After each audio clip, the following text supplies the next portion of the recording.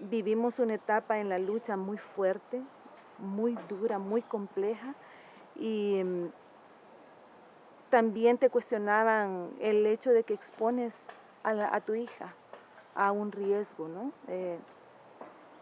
Mi esposo y yo fuimos perseguidos porque ambos somos abogados y nosotros pudimos establecer la relación que existía de una empresa minera con el alcalde de la zona, esa vinculación en donde ellos le daban dinero al alcalde para que promoviera la minería y así que le daba dinero a otros funcionarios, ¿no?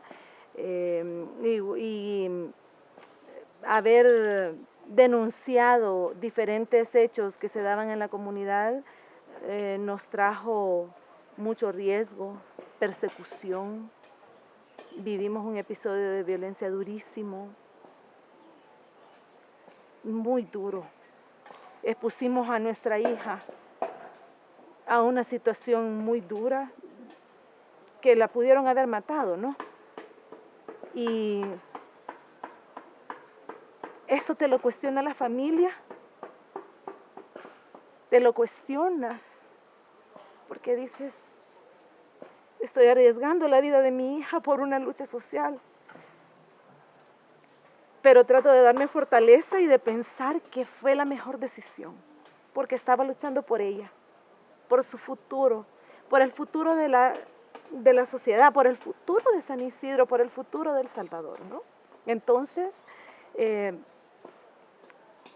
trato de creer que fue un momento difícil en nuestra vida, un episodio que va a estar siempre ahí, y que lo que permitió fue consolidarnos quizá como familia, consolidarnos como organización, porque también tuvimos el apoyo de la comunidad. Yo creo que si la gente no nos hubiera apoyado de la manera que nos apoyó, no hubiéramos podido soportar todo lo que vivimos.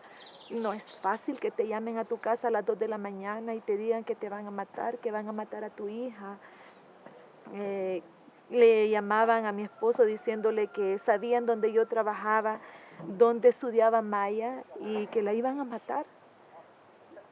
Nos daban seguimiento, era una cosa dura, dolorosa, ¿verdad? Entonces, eso te lo cuestiona tanto la familia, te dice por qué estás arriesgándote, por qué estás exponiendo a la hija a esto y tienes que explicarles que no solo lucho por mí, lucho por mi hija, lucho por su futuro, pero lucho también por ellos, por mi familia, por mi comunidad.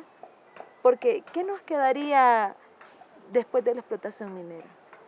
Nada, más que irnos, ¿no? Entonces, eh, pones en la balanza y claro, ya ellos en parte tienen razón cuando dicen, mira, murió Marcelo, Dora tenía 8 meses de embarazo cuando la asesinaron.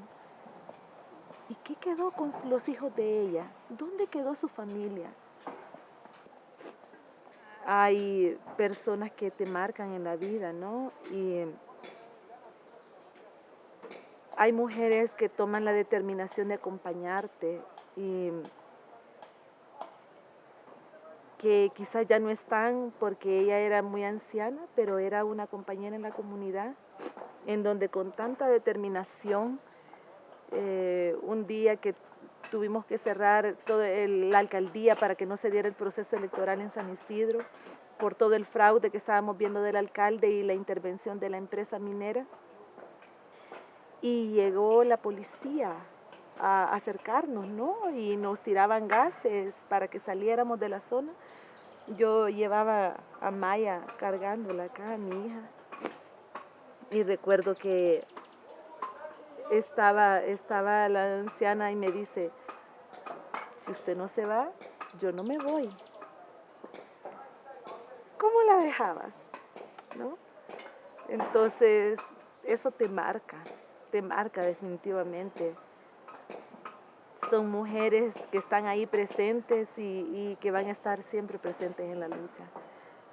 Creo que eso es lo que hemos logrado en Mufras, que hemos logrado consolidar una familia, más que una organización, somos familia.